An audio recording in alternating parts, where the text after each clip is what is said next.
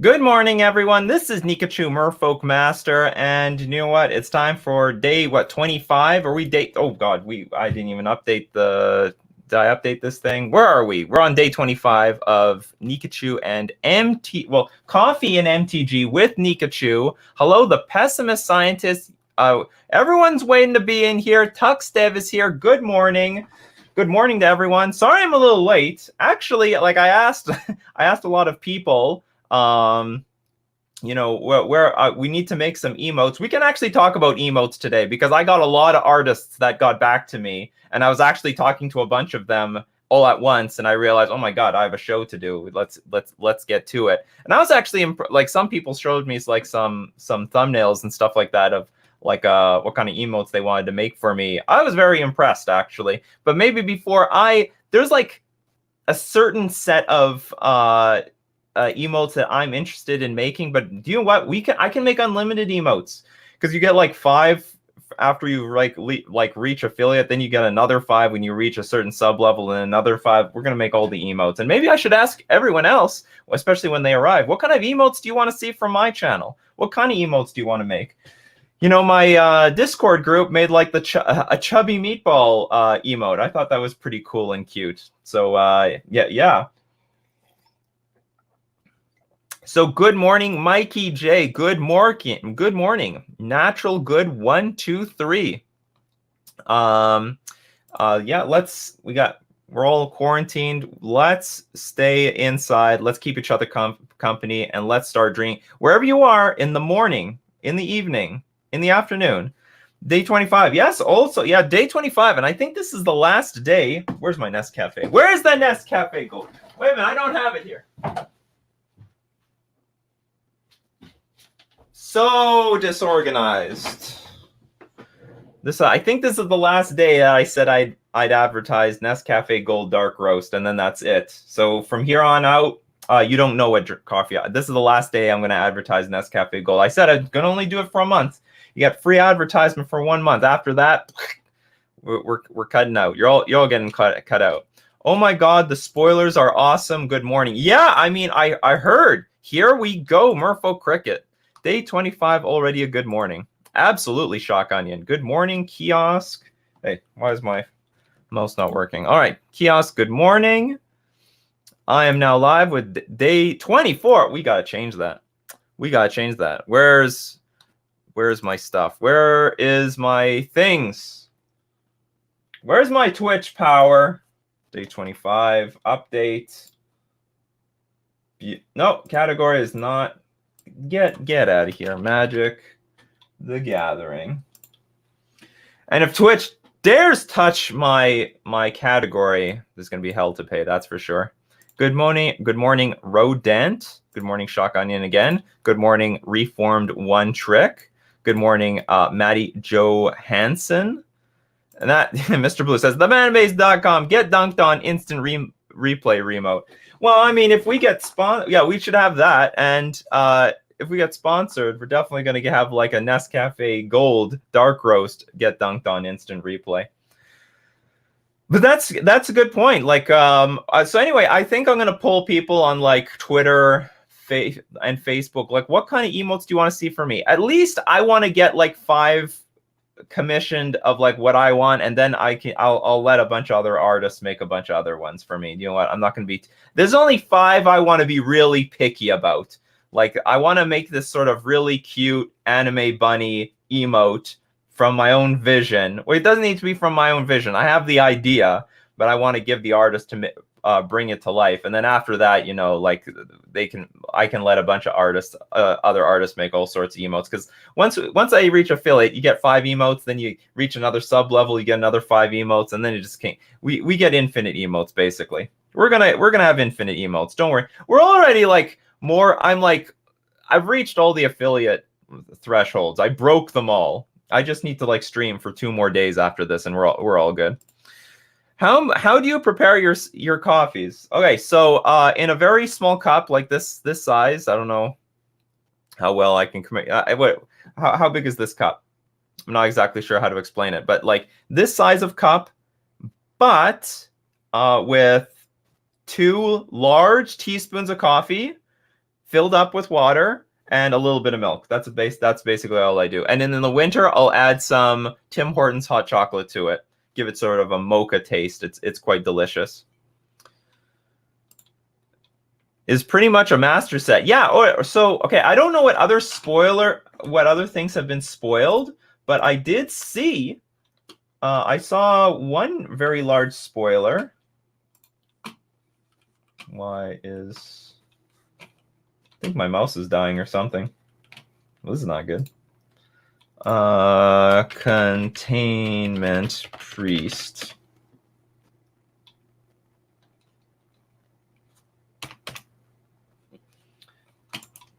What happened? Is my whole computer dying or something, or what's going on here? I didn't spell containment properly.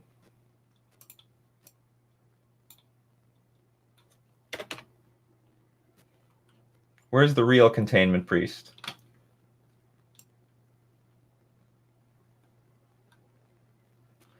Well, anyway, it has been confirmed that there is a Containment Priest for that Containment Priest is getting printed in Core 21 with new art, a really good art too. So we are going to finally have like the answer to beat things like Dredge. Dredge is going to really dread this card coming into the metagame. What else does this deal with? It deals with... We don't really have problems with like Reanimator spells or stuff like that. This is going to hurt the Vile decks. I mean, I'm not particularly thrilled about seeing this because so long as this thing is in play, I can't like tap my Ether Vial. But well, here's the thing. So most like control decks can't make use of this card. Not very well, at least in my experience. However, humans can make use of this. I mean, this is another like huge human reprint, or like this is a huge reprint for humans. Humans now has access to a 2/2 creature. It's incredible. So Containment Priest really big for what's it called? Really big for the humans deck because they don't need to use Grafdigger's Cage anymore. They don't have to use any of that garbage anymore. They can just play with Containment Priest. So it's like it's like Collector Oof for the graveyard, right? And even beyond that, I mean, it deals with things like Through the Breach. It deals with other Ether Vial decks. So I mean, it's a pretty big thing. I'm a little bit slow because my mouse is like not cooperating here. Good morning, Kyoka. Animated. Yeah, well, anime style, but not necessarily animated. Want to hear your opinion on new spoilers. Okay, where's the new spoilers? Where can I find them? Where can I find the new spoilers? Show me the new spoilers. Is there like a list? Is there a place I can go to? Because I don't see it here. It's not on Scryfall yet. Too new for Scryfall. MTG Zone is really good for this stuff. MTG Zone leaks everything. They are all about the leaks and new cards. Spoiler cards. Get out of here. How do I get rid of this? Close. So these are new cards. Peer into the Abyss. What's 7 mana? Do I even have to read this? Target player draws cards equal to half the number of cards in their library and loses half their life. Well, that is ridiculous. Sounds unplayable to me. Ren and Siri, the dog-cat relationship. So is this the Dog Lord? No, this is not a Dog Lord. Whenever you cast a dog spell, create a 1/1 green cat creature token. Whenever you cast a cat spell, create a 1/1 white dog creature token. Ren and Siri inseparable. Oh, let's get rid of this. Ren and Siri inseparable deals damage to any target equal to the number of dogs you control, and you gain life equal to the number of cats you control. Another prophecy came true. This was a prophecy that was in the original leaks, the rumors, and this is real. So I'm assuming almost everything that was prophesized is going to be real. Oh no, another Liliana the Veil. Usually Liliana the Veil is not kind to Merfolk decks, but this is a 4-mana Liliana the Veil. +1, each player discards a card. Each opponent who can't loses 3 life. The -3, target creature gets -X until end of turn, where X is the number of cards in your graveyard. And also, you get an emblem with, at the beginning of your combat, on your turn, put target creature card from a graveyard onto the battlefield under your control. It gains haste. I think that's okay. It's really hard to get to that -7. Really hard. And there's the Containment Priest. You see? Beautiful new art for Containment Priest. Is there like a safe zone I can like use my mouse? What is going on here? Okay, so here's the Containment Priest. Yeah, so if a known token creature would enter the battlefield and it wasn't cast, exile it instead. Azusa? This is a master set! Oh my god, this is a master. Azusa is back. So for anyone who is interested in getting to Amulet Titan, but you're like, well, I don't really want to burn a lot of money on Azusa. That's very expensive, and I can't use that anywhere except Commander. Well, now I think Azusa is going to be affordable. And why the hell is that thing so expensive anyway? Okay, sure, it's a great Commander card, but anyway, it has not seen a... Was it ever reprinted? I swear Azusa was at least reprinted once. Lost, but now found? Or no, so Azusa lost, but now on M21.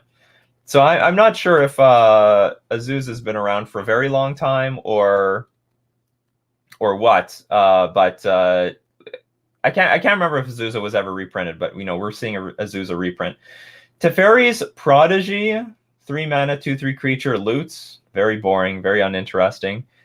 Teferi's Tutelage. When Teferi's Tutelage enters the battlefield, draw a card, then discard a card. Whenever you draw a card, target opponent mills 2 cards. Very uninteresting. It's an enchantment. Teferi's Ageless Insight. Ooh, it's an enchantment. I'm excited. All right, let's see what this is about. If you would draw a card, except the first one you draw in each of your draw steps, draw 2 cards instead. Interesting. Okay, so it is almost like, what's it called? Well, it's not Consecrated Sphinx, but it is just a way of drawing a lot more cards than usual. Let's see. I wish I wasn't. I can't tell if the battery of my mouse is dying. Hold on, I'm gonna get a new battery. We're gonna get a new battery.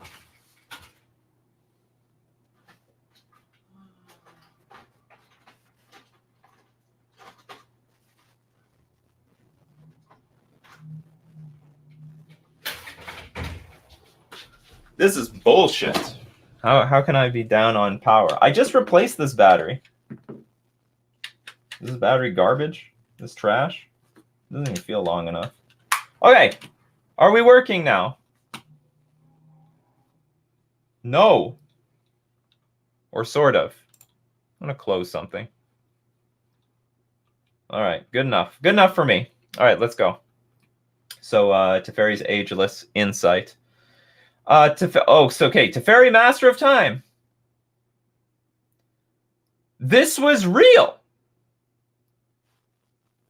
Was this not like the card that was like fake spoiled, and it looks like they just changed the numbers at the bottom instead of 35, instead of 75, 35. Was this not the same damn thing that Day 2 Dryden revealed?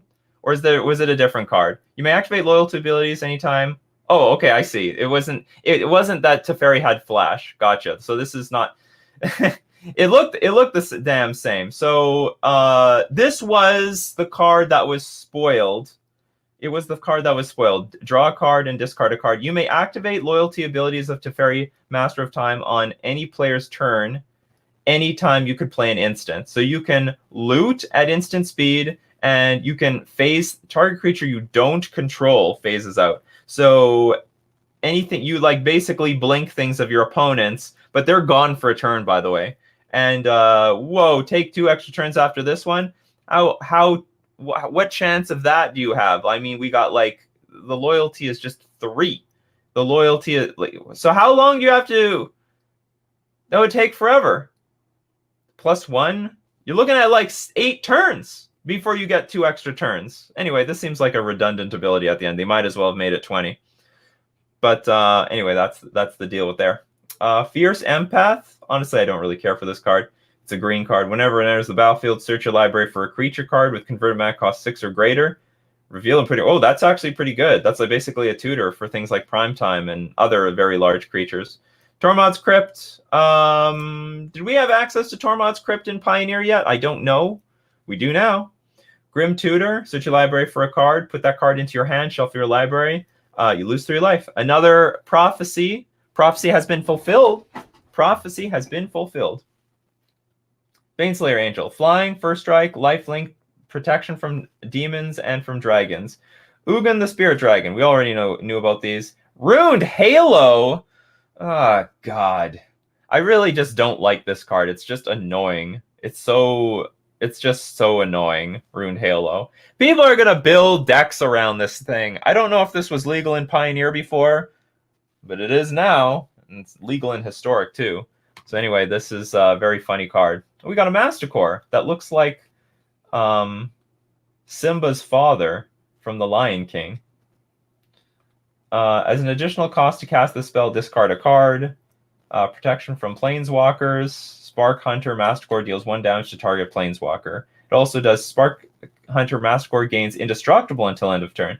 They're trying to make Mastercore great again. The as an additional cost to cast this spell, discard a card. So it's not like the original Mastercore. If anyone knows the history of like Magic the Gathering, I mean, Urza Saga Mastercore was like a beating. It was like one of the best cards in the game. But if you look at it today, it's a pile of garbage. It's like a 4-mana card that you have to discard a card at your upkeep every single turn. It's terrible. It would never survive under today's circumstances. So this one is a 3-mana card, costs 2 cards basically because you have to dump it. Has protection from Planeswalkers, not really Liliana the Veil because it just gets edicted anyway. But for 1 mana, deals the damage to target Planeswalker. So it's like an anti-Planeswalker card. It's interesting. I don't know. I don't think they actually made the Mastercores back to its former glory. Veto, Thorn of the Dusk Rose. Whenever you gain life, target opponent loses that much life. Yes, so we've seen this one before. Double Vision, I saw that was spoiled the other day. Whenever you cast your first instant or sorcery spell, each turn, copy that spell. You may choose new targets for the copy. And Mangara the Diplomat. Then there's some Double Vision, unofficial. Or Chandra, Heat of Fire. So there's a bunch of stuff still to go. All right, that's good to know. Things are still on the way. So if you have any questions or comments, let me know. Good morning for anyone who's just joining us. Good morning. This is Coffee and MTG with Nikachu, and I am drinking my delicious Nescafe Gold Dark Roast. Not sponsored yet. Maybe by next week I will. I'm going to put in my proposal this weekend. Miss Becca Faye says, "Oh, infinite emotes. Yes, we're going to get all the emotes." So, like, I think what I'm going to do at first is, well, I think what I really should do at first is find out, from the community, what kind of emotes do you want to see from me? And then in the next installment of emotes, I'm going to have, like, the emotes I always imagined for myself. And then further installations of emotes, I'll have things from a variety of artists.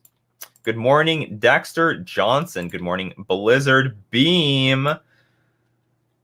So you want to hear my opinion of the new spoilers? Oh, you got them. That Ruined Halo is Ruined Halo. Okay, Ruined Halo is not like that dangerous of a card, but I have found it one of the more annoying cards. It's like an annoying card for me. Sure, it's easily beatable, but I'm not thrilled about seeing it. And I'm very curious to know how Containment Priest is going to change Modern. That's got to be a big change. Like all the cheaty decks are in trouble here. All the cheaty decks. That's right, Winota. They didn't ban Winota because they knew the format was gonna fix itself almost immediately. Almost immediately. They knew the answers were coming. Anyway, so all Wizards of the Coast is completely forgiven. Could Merfolk use Containment Priest? Absolutely. Absolutely, we could use Containment Priest. Hey, any Grizzly Bear, just like Collector Roof, any Grizzly Bear with some powerful ability on it is worth it in Merfolk. Because that's basically what Merfolk is. It's just is a Grizzly Bear deck.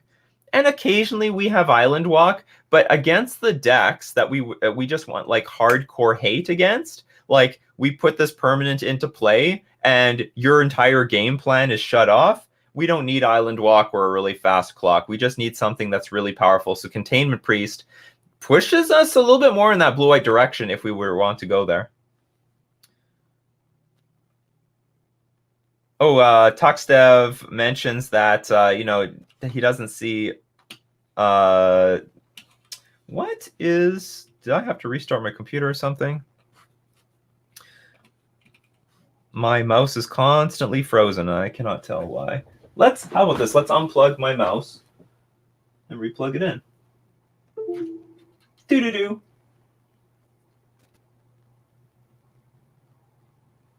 It's hard to get through the flow of this show when my mouse is stuck. Doo-doo-doo-doo. All right, are we working now? Okay, I don't know. I don't know what's up. Okay, we're just gonna have to do the best that we can. I can't see what this card does because of the question on top of the card. I'm not sure what that is referring to at the moment. Gray Warden 786 says, made my first coffee in MTG chat. Awesome. Welcome to the stream. Hope everyone's having a good day today. Let us talk. A lot of exciting stuff to talk about today. I would like to know what you think is like really dangerous coming out of the set. So Tuxdev is a non-believer in thinking that Winota is going to get suppressed because they already have Stomp. That's true, but still, it's still something they have to answer. And not to mention, like, we don't need to use Containment Priest in Historic. The other decks can, and maybe they can protect Containment Priest better than we can. So, you know, sometimes you just want the hate cards to exist. You don't want the hate. You don't need to play the hate cards yourself. Maybe the mouse sensor needs to be cleared. Maybe. Oh, maybe there's a hair in here. Does that fix it? Salute! Your hair is in here. That might have fixed it. That might have fixed it. Mikey J, you're a genius. You should be paid more wherever you work. I think that fixed it. I think this is working now. It was getting really finicky because there was like this loose hair that was like screwing it up.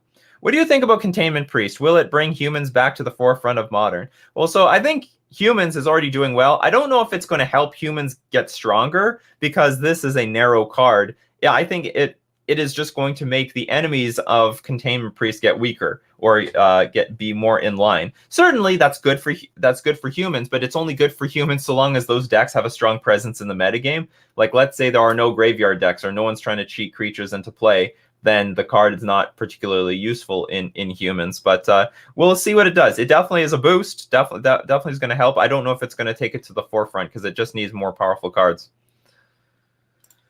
Good morning, Jav Galashitartek from Argentina. Nice. So Kiosk says we need to get a Get Dunked On emote. Do I have another hair in here? What's going on here? Is there just a lot of hair on my salute? Just is, I don't know how to explain it. When people like say that someone sheds like a cat, they're talking about salute for sure. Talking about salute and all your hair.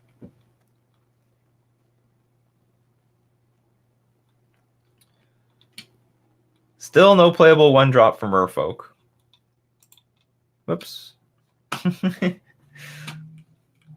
I need a touchpad here. That's what I need. Something that like overrules everything else. Do I need to steal another mouse? What's going on here? I'm stealing a mouse. Let's see what's going on. This is very unusual. Maybe it's just something wrong with my computer at the moment.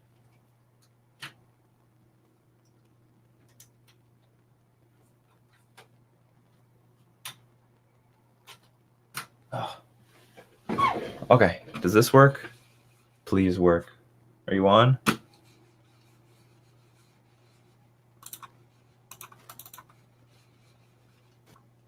Okay, well, while I wait for my mouse to start working, we could talk a little bit about...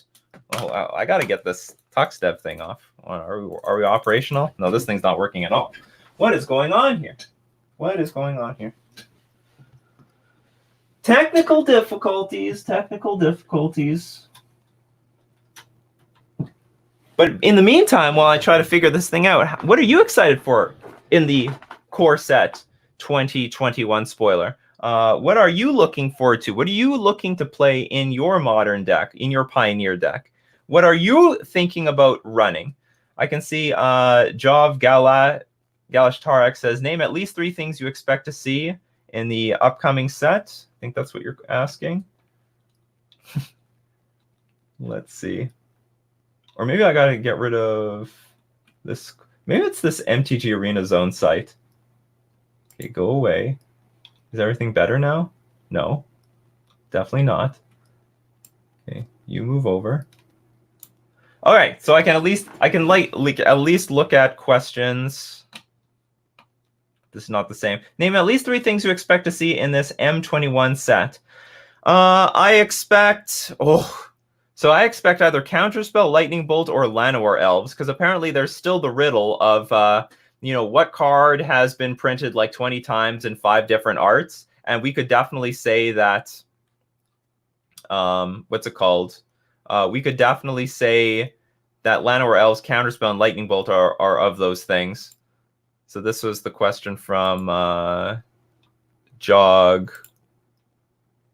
From Jov, just gonna say from Jov. So that's at least one thing I can expect from the set. Can't really say anything else. I'm not a type of person that is like expecting too many things from sets. I just wait and see what they do. Sometimes they make really powerful cards. Maybe sometimes they're reprinting cards. I mean, this is like a master set. I mean, they're bringing out the reprints. I think Containment Priest is a very interesting card to print in here. This is a commander card. I mean, this is the originally saw playing commander, and now is going to be seeing Pioneer and Modern play. And I don't mind this direction that Wizards of the Coast is taking. I think they should, against all the really oppressive decks, really strong, powerful decks, they should give us as many answers as possible. Don't give too many powerful cards. Give us like as many powerful answers to those powerful cards. And they're doing it with Containment Priest.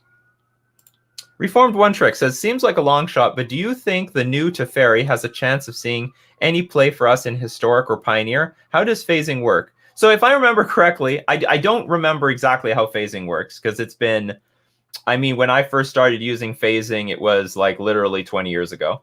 So the last time I remember how phasing works is once it phases out, it doesn't come back for like a full entire turn. It's just gone for a long time. And then like when phasing works, so like if I could remember correctly, like at your upkeep, something phases out, and then at your next turn it comes back and you can attack with it. The next turn it goes away. Then at your upkeep again it comes back. If I'm on the right track, then let me know. I don't know what it's like if you directly give something phasing, just phase it out for a turn. Or what, like when it comes back, I'm not too sure, because I didn't really know for sure if they were going to bring back phasing or not. They just threw it on that Teferi. Very strange for them to bring back phasing all of a sudden out of nowhere. Very strange. I don't think it's going to see play for us because we don't have no interest in looting anything. We have no interest in phasing anything. So it's a very, very strange effect for us. Courtesy says, need a catchy name for the morning chat show. Magic Beans, morning upkeep, votes on Patreon, go. What's wrong with coffee and MTG? It's not an accident. And you grab your cup of magic and we start talking together. Anyway, the name's not changing. I'm keeping it as it is. The name's not. I like my name. So Llanowar Elves keeps coming back. I've upgraded to the Dominaria promo because the original art with the stupid swollen eye head looks stupid. That old art, I mean, it's just nostalgia. So it's like if you were around at that time when Llanowar Elves existed, then maybe you like the old stuff. But I agree. There's like a lot of old art that I'm not a fan of. It's like old. It's whatever. It is what it is. So like if you weren't born from that era in Magic, like if you didn't get into the game at that time, you are free to enjoy whatever other arts you want. Although I have to say, even from my own experience, I am attached to a lot of original arts because like it was the first one that I played with. It's the first one that I had access to. And then even if a new art came by, I have come to a preference to the old one. Really good example is Tectonic Edge. I like the original Tectonic Edge art. Not very impressive. There's a lot of better ones out that they made. You know, the F&M promo is better. The Expedition one is better. But what's it called? I prefer the original. Although I have to say, I dumped Aether Vial instantly when they made a new Aether Vial, so I didn't have any tolerance for that. What is the future Merfolk deck now that after Companion rules got changed? I don't know, but we're going to find out today. I mean, I'm just going to... Don't forget that I do have gameplay today at 1 o'clock Central Standard Time. If we go to our banners here. Oh, I don't want to risk too much. Okay, so 1 o'clock Central Standard on Monday, Wednesdays, Fridays. Today's Friday. You can catch my gameplay at 1 o'clock Central, 1 p.m. Central Standard Time, and we are going to play mono blue Merfolk today, and we're going to find out how well Merfolk is positioned. But probably I will just get slaughtered because that's how it is when you first jump into a new meta game. And but you got to jump in. There's no better way to experiment than to just do it. Just get in there, get in the reps, get the experience, and then I'll adjust the deck as it goes.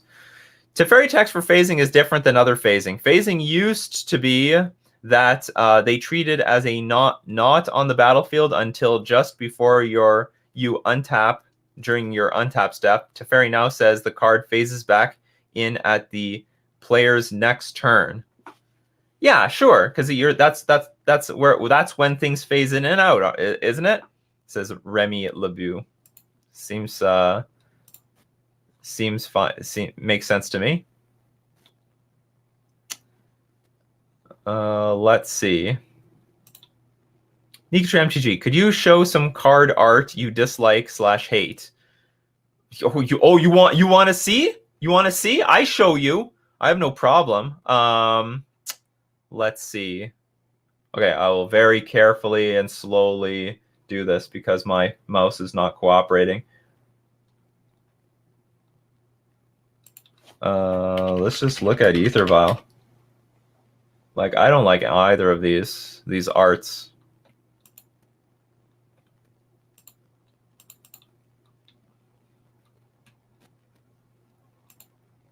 Okay. And like nothing against the artists, but like, so this thing, okay, the composition, not bad. It's not bad. I'm not going to lie, but I just don't like the art. I think this guy's ugly. He's super ugly, and it's a really dark art, and I don't like the blue and the yellow really. You know what? I mean, the art's not that bad, but I really don't like it. But then if we go to the Statue of Liberty Aether Vial, let's see the Statue of Liberty Aether Vial. This is ridiculous. I can't like this thing. It's so dull looking, and yeah, there's a vial in the picture, but it's like this really tiny thing. It is like I don't know how to put it, and it's like Magneto meets I don't know something, the Shredder. I really don't know how to put this. Magneto meets the Statue of Liberty. How about that? But then we get to something really beautiful. And whoops, this is not it. This is my Aether Vial. And I understand not everyone likes this Aether Vial. Because, well, some don't like it because it's really expensive. But other ones don't like it because it looks like a giant clock. For me, this thing is a jewel. This is gorgeous. Look at this card. Look at the frame. Look at the border. And it glows just as much in real life as you see in this image. And it's so colorful and bright. Anyway, this is my Aether Vial. So I don't like the other Aether Vials because they look dull and boring. So I'm not for the dull and boring. That's what I gotta say about that. So if you have any questions, don't worry. You can @me at @NikachuMTG. You can also give 3 question marks before and at the end of your sentence, and I will hopefully spot it in the chat.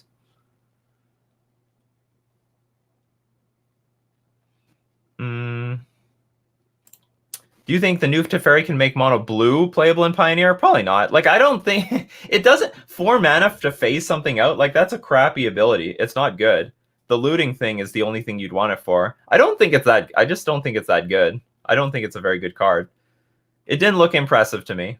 Who knows what's going to happen? Maybe it's going to end up being a bomb or whatever. But just like Tuckstev says here, there are much better mono blue planeswalkers already printed and cheaper and for less mana. I think that Yan Ling is already a better walker because she actually has an ability that gives you a concrete advantage. Absolutely, absolutely. Hey, Nick. Good morning. Good morning, Nick. Here comes Vile. Element, laugh my ass off. Despite being late coding again, I made it today. Well, I was late too. I was late by like 5 minutes. Talking with artists.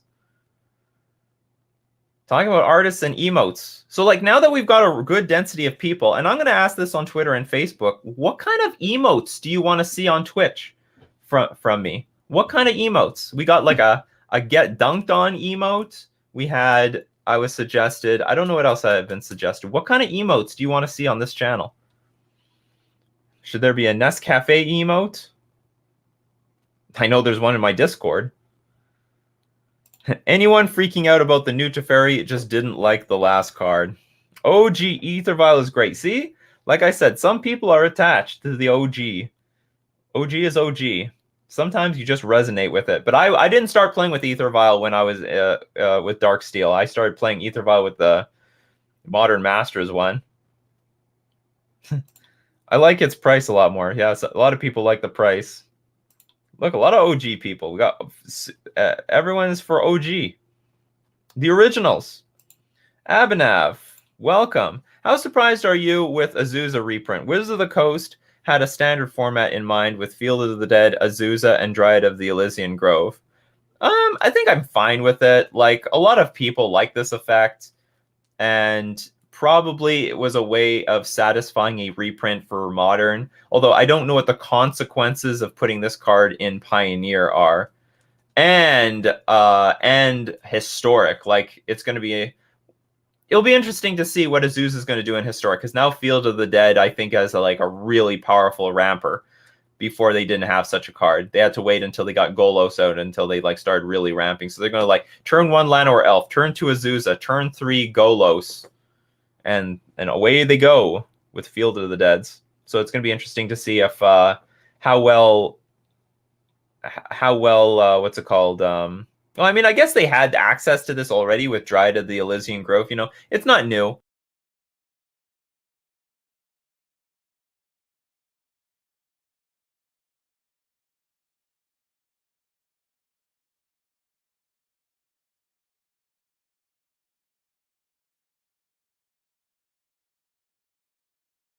Okay, I'm back.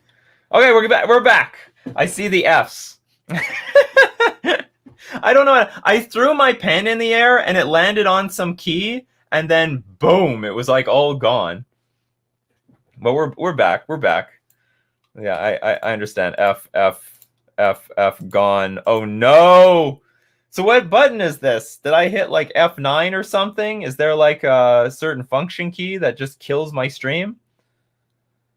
Whatever. We're back. It's all good. We're all what's it called? How do I put this? We're really relaxed today. Are you am I back? Can everyone hear me? I hope they can hear me. I see a lot of I don't know how delayed this is, but okay, we're back. All right. Whew, because I just saw a bunch of F gone, and then the conversation just ended, just died. The last thing that I could see was this bye, and I'm like, shit, no one else is saying anything anymore. I'm back. I'm better than ever. This is not one of the most smoothest Nikachu coffee and MTGs, but we're gonna make it. We're gonna make it work. Since you asked, I can't hear you. Well, I can hear me. Everything is going to be okay. Everything is going to be okay. You're absolutely right. Gills to pay the bills. What's your favorite story about someone underestimating you on Merfolk and then you dunking on them? I can't remember any specific I can't remember any specific story, but I will tell you this. Like way before Merfolk became like a force under my control, like especially on the early days, like before my channel, like especially before the first Grand Prix victory, a lot of the games that I would play against people, like when we started the match, it'd be like I would play, I don't know, Island Curse Catcher, and then people were like, oh, you're playing a Merfolk. That is cute. That good for you. And then they have this sort of, I don't know, you know, they got this attitude like they're gonna beat my ass because I'm playing some sort of garbage, and then they're like really quiet at the end because I end up beating them. Or you know what? There's also the people that are like, do you have any idea how bad of a matchup this is for you? Do you have any idea? And I'm like, yeah, I have a really good idea. Oh, okay. Here's a good one. Here's a good one. So in the earlier days, I was up against this Jund player, and this guy got really salty because like I would, I grinded out all his removal, and also I like spreading seized all the necessary lands, and the guy is just like rage scooped against me saying, oh, skill game.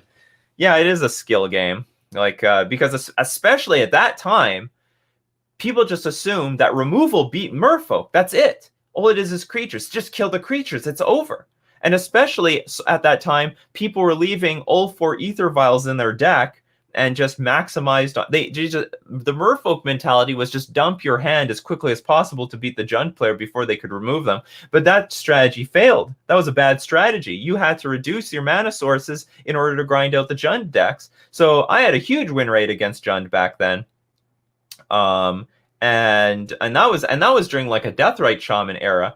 So anyway, it was hilarious. That was definitely a game where I knew my opponent thought like they had a bye, and I slaughtered them. We didn't even go to a game 3. It was a clean 2-0, just scoop it, and I just totally scooped it against them. So I get a lot less of that today because people at least respect my ability to play Merfolk. But like a long time ago when I was nobody and I was still very relatively more proficient than people were at their deck. Like I was still mastering my craft back then, but I was still ahead of the game compared to other people's knowledge of their archetype, and I was destroying them. So there was a lot of passive aggressiveness back then.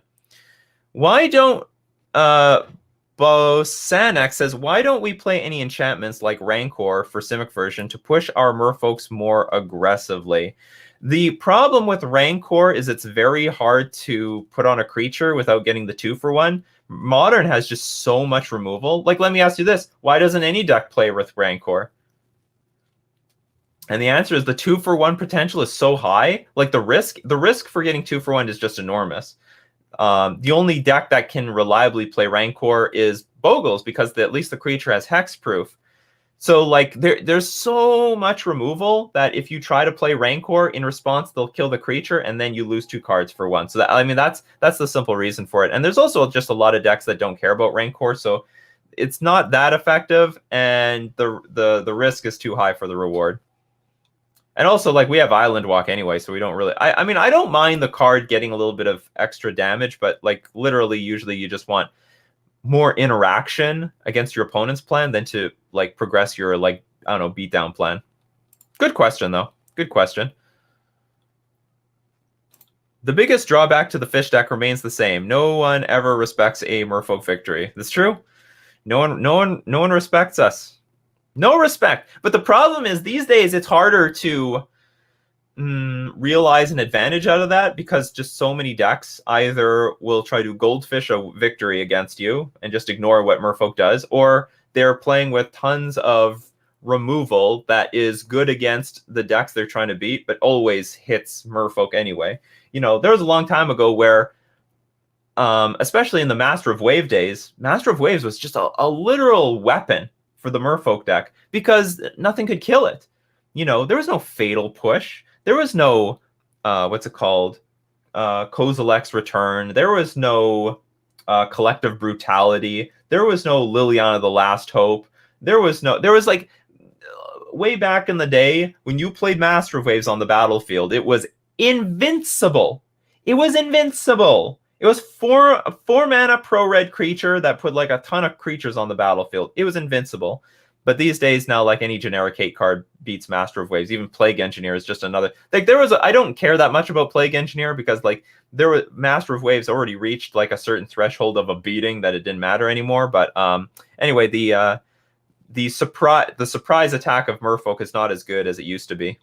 Not as good as it used to be.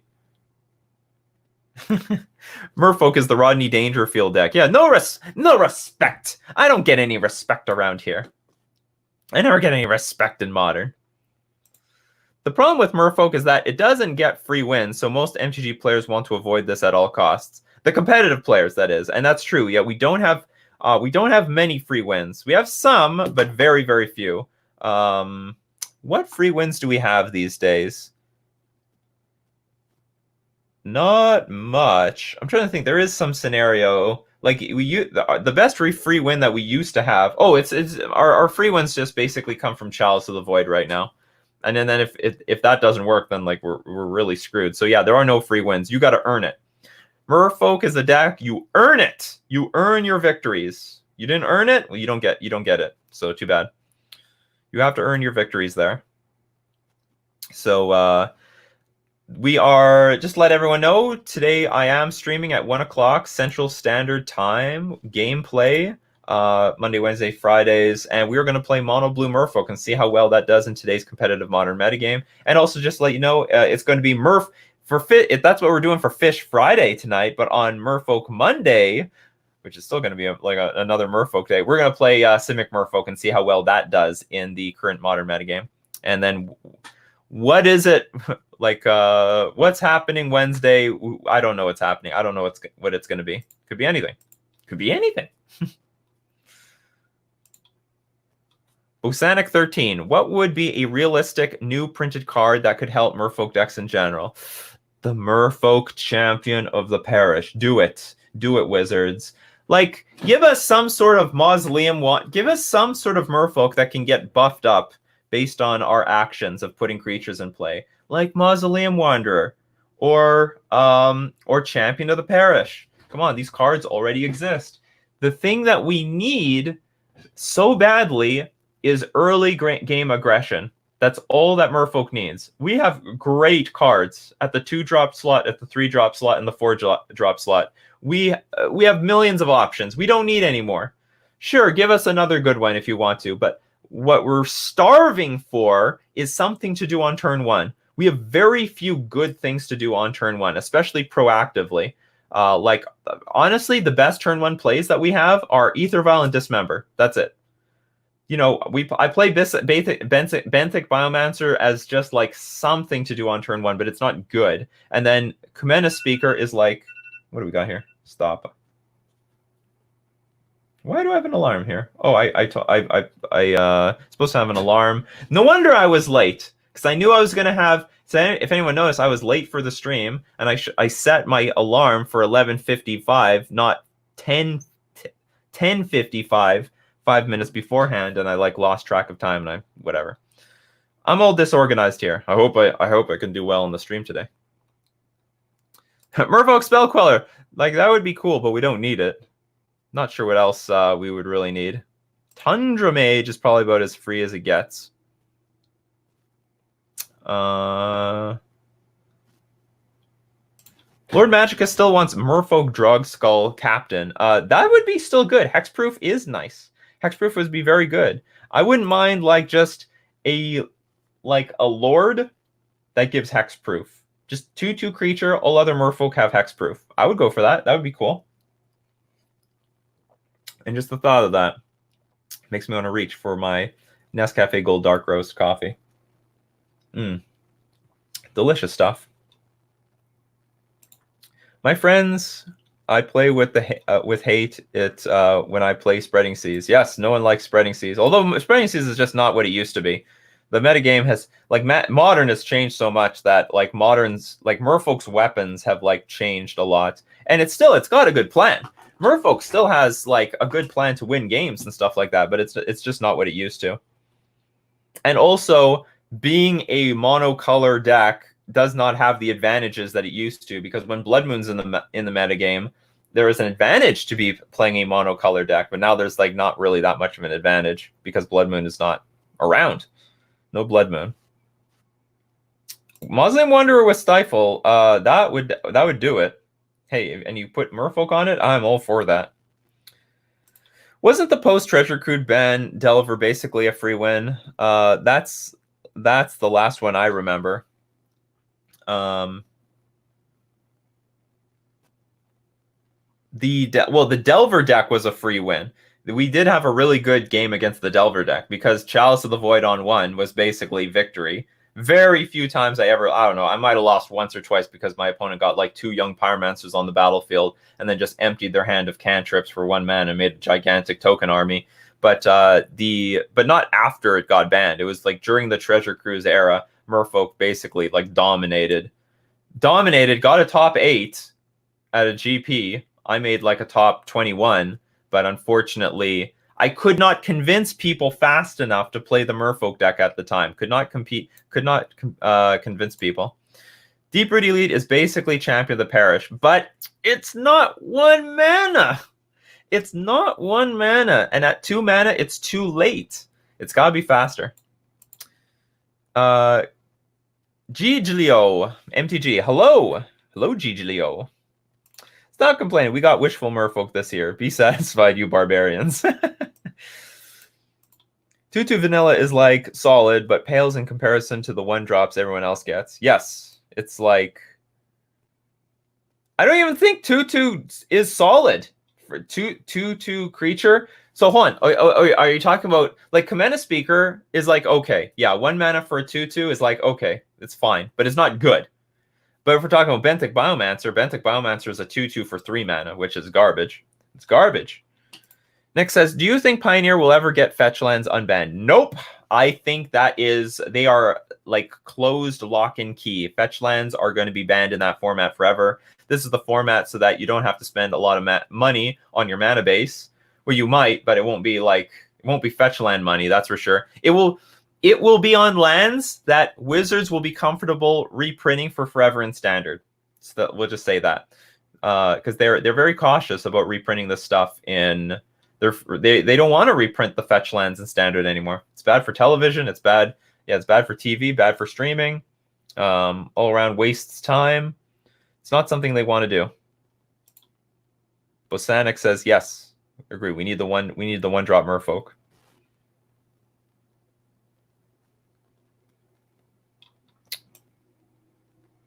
Tidal Warrior. Tidal Warrior would be a nice reprint. If it worked on Magic the Gathering Online. If they reprint Tidal Warrior, they're going to make it work on Magic the Gathering Online. They will do it.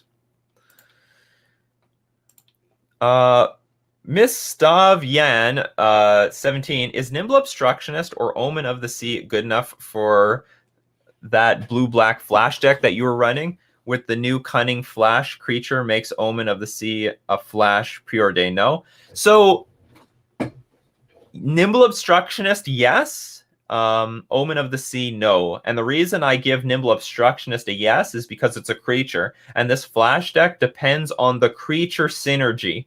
You are like a creature tempo deck. Cards like Omen of the Sea is not a creature; it is an enchantment, and you need to be applying creatures to the battlefield because you need to have a way of winning the game. Omen of the Sea, I think, is just a big waste of mana. The idea is you want to be applying bodies to the battlefield while still getting an effect out of your like flash synergy and strategy. So Nimble Obstructionist, I definitely think is playable in this deck if you want to put the copies in, if you need a Stifle effect. And it's a great creature. It's actually got evasion, which this deck needs. This deck has like no evasion at all. The blue-black. If anyone hasn't seen the blue-black flash deck, go check it out on YouTube. It was published a day ago. So when it comes to these creature synergy decks, like you look at elves and humans and goblins and merfolk, a good chunk of the deck are creatures, and you don't want to have too many spells that are like the Durling. If I understand Omen of the Sea correctly, pretty sure I do. I think it's just the scry. Yeah, it's just the scrying machine. So like, oops, okay, I gotta share my screen.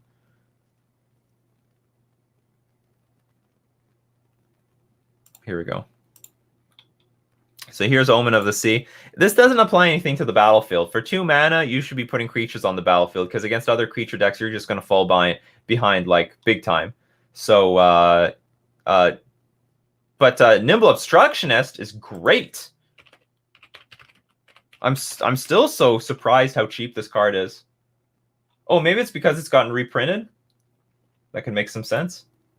But like this card is great. 3/1 creature for flying flash, and you can cycle it. And it counters things, like that's worth it. That can blow up a blast zone. That's a really good card. I really like. I love Nimble Obstructionist as a card. It's really good. It could fit that flash deck for sure. And maybe this thing belongs in that flash deck. You know, because like you can cycle it to counter a Karn the Great Creator ability. And what else can you do with this thing? I mean, there's probably so many different ways of improving that flash deck. I mean, I was just like porting it's the standard version to Pioneer, but there's probably a lot of room to improve that deck and make it a really good powerhouse in Pioneer and Historic. Interested to see what other people are going to do with it. We got a 3/1. We got a 3/1 in Pioneer, and they're all close, but they're all great. Giglio. MTG, can you tell the random Merfolk players in leagues to stop spreading, seizing my sprawled lands? No, that's what we do. There aren't many good plays for like spreading seas anymore, so we got to take what we can get. That's one of them. My ideal 1-drop Merfolk, whenever you scry, put a +1/+1 counter on target Merfolk. When it enters the battlefield, scry 1 and draw a card. That's busted.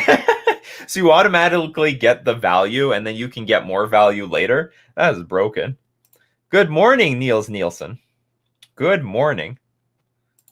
No fetch lands, but Fabled Passage is fine. Yes, because it happens a lot later in the game, and yeah, and that's like a fair fetch land, and there's not many of them. But you know, whatever. Good point. If you don't want fetch lands, period.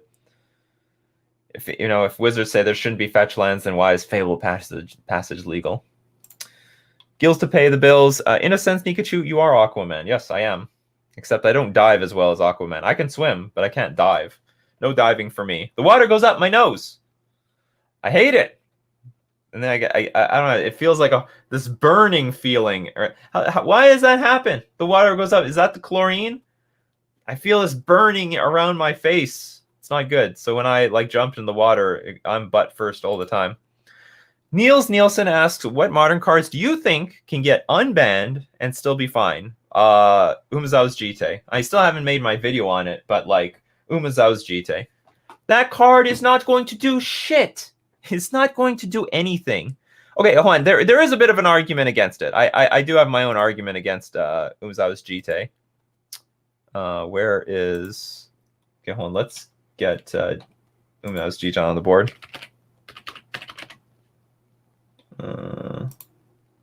So this is Umezawa's Jite, and a lot of people are like, oh, this is gonna blow up Modern, it's over. It's over, you can't reprint this thing. Okay, look, how do you use this? What's the difference between this and Sword of Fire and Ice from like a Stoneblade perspective? How much more powerful is it going to be? In fact, I don't even think it's as good as Sword of Fire and Ice. If they find Sword of Fire and Ice with Stoneforge Mystic, they win anyway. It deals just as much damage, basically. Effectively wins the game. But here's the deal. Like, look at all the mana that you spend on this card. You gotta, like, spend 2 mana on the Stoneforge Mystic. Then you spend another 2 mana to put Umezawa's Jite in play. Then you spend another 2 mana to equip it to a creature. And then you kill it! And that's why swords suck in Modern. They're terrible. They're so bad. They do not, like, the first thing that they reach for is not even the sword. They reach for Batterskull because that's mana intensive as it is. Jite is trash now. What are you gonna kill a Primeval Titan with this thing? What are you gonna do with this thing? This card was like pretty good in Legacy because it was like good against Delver decks at the time. Now today, GT is like, it sees playing Legacy, but like, let's be serious, this thing is trash now. It's so bad. It will see play, but not be like a really marginal upgrade for the Stoneblade decks. However, now I'll give you the counter argument. Here. There is one deck that I might be scared this card goes into. A deck that would be interested in this card, that could utilize it powerfully. Eldrazi Tron. They just leave this in their sideboard to get wished for with their Karn the Great Creator, and pending the board state, they have enough mana, by the way. Remember, Eldrazi Tron, they're playing with the Tron lands. So they having 8 mana to like play creatures, play GT, attach it to the creature, attack, they've got it. So they've got the mana, so you can't undermine them so easily with removal.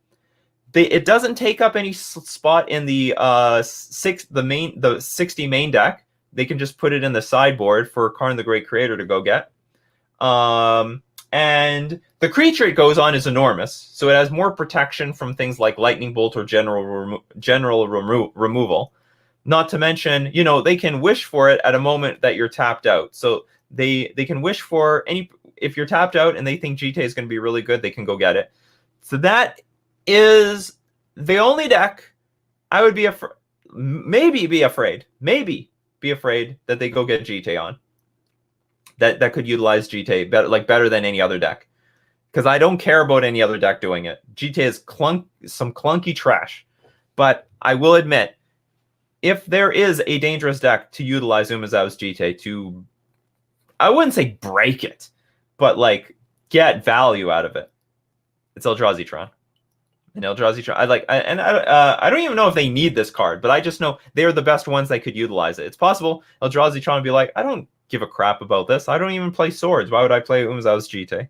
But maybe if there is some archetype that they're having trouble against, that they, I don't know. Like I know they don't have trouble against burn and stuff like that because they have Chalice of the Void already. But anyway, you get the point.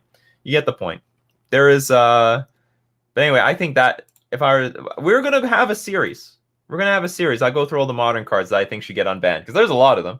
There's a lot of cards that just do not belong on that ban list. But Umazow's GT is one of them. That's the next video. Manadork says, I've played Blue-Black Flash in Modern a bit. It was fun. Felt powerful. It's probably underrated. That Slitherwisp is a really good card. It's the chlorine, Reform Trick says. That's what's going up my nose.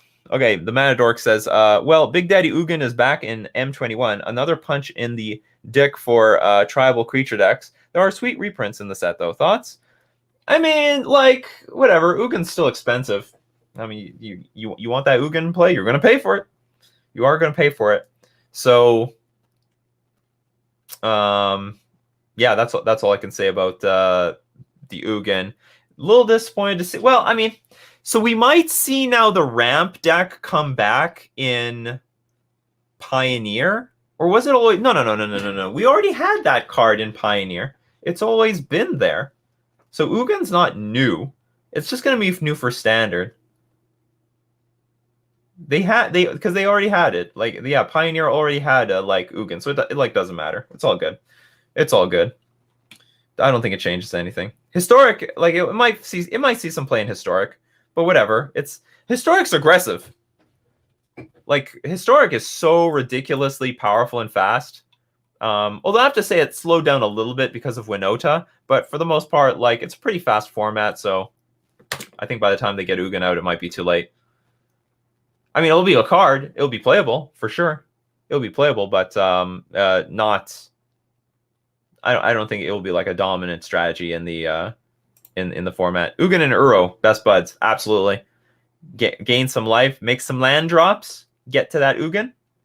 Okay, we'll answer a few more questions, and we got to go. I got to take a lunch break before we get to my stream. It made me realize just how much of a tempo deck Merfolk is when I couldn't complete the kill 20 creatures challenge after playing more than 20 games of Diamond. Yes, you could. Well, you need to play against more aggro decks where you're blocking. You just block, block, block, block, block. You'll fulfill that. It happens. Yes, you do. It's more of a bounce and tap strategy. We don't have a lot of removal in Merfolk. Not a lot of removal.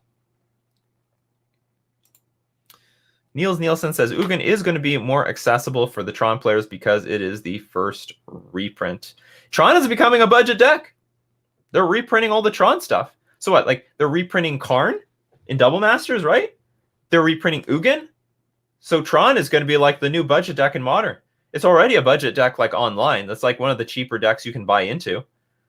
So Tron's on the way. Freebird1208. How do you feel about the new Teferi and would Merfolk play it? I think it's unplayable. I can't get it right now, but it's 4 mana and the abilities do not help Merfolk. Like I can't even phase out my own creatures. I think it's like creatures I don't control. So the looting ability is just not important, and like getting to the 2 extra turns at like -10 is just impossible. So I think the card is really fair, and I don't actually think it's going to see like real competitive play. It might see some play though. Like I've been surprised before, but there's like a lot of better planeswalkers at 4 and 3 mana. Tron is a budget deck. Not everyone's excited about this. Nick is not impressed. And Ballista in Secret Lair. Is that a Secret Lair? Is Ballista coming in Secret Lair? I hate Ballista. We need now that's a card I wish was $1 million to deter people from playing with Walking Ballista. I've never had a problem with Tron being in Modern. I think it's cool. Here's the deal. Like the largest communities like Death Shadow and specifically the Jund communities, the Black Green X communities, they hate Tron. They absolutely hate Tron. I mean, maybe Death Shadow has more game, whatever. But like everyone who wants to play that sort of fair Magic, they absolutely hate Tron. Like, why do I have to lose to this thing? They're not even playing Magic. They're cheating. They're cheaters. Well, the Jund players should, wonder why they're playing with things like Inquisition of Kozlak and Lightning Bolt and Fatal Push. Like, it's a narrow strat. When you like in the grand scheme of things, the Jund players hate Tron because their strategy is so like it's not narrow, it's broad, but it completely misses the Tron archetype. There's tons of decks that beat Tron. Tron has like tons of enemies. Tron is not on top because it loses to tons of stuff. It's just that those Black Green X players, they hate it because they have a plan for everything except big mana and big mana strategies. That's right. All right, so I think that's going to be it for today. Thank you all for joining me. We had like a really great conversation. I really enjoyed it. And don't forget, like within like 45 minutes, we're going to start the stream. My brother's going to be here. He's not here right now, but he's probably going to show up any second. We are going to play some Mono Blue Merfolk, so don't forget that stream schedule. If you want to see Coffee and MTG, we're on Mondays, Tuesdays, Wednesdays, Thursdays, Fridays, 11 o'clock a.m. Central Standard Time, and gameplay streams 1 p.m. Central Standard Time, Monday, Wednesday, Friday. Don't forget, we're on Twitch. If you're watching this live, that's great. But if you're watching on the replay, you can find it live at twitch.tv/Nikachu MTG. And of course, if you want to support the show, well, you can't do it with you can't do it with subs yet on Twitch, but you can always support me on Patreon, patreon.com/Nikachu MTG. So thank you very much for joining me today. Stay safe, have fun. This has been Nikachu Merfolk Master, enjoying a cup of coffee with all of you fine people. Thanks for joining. See you next time.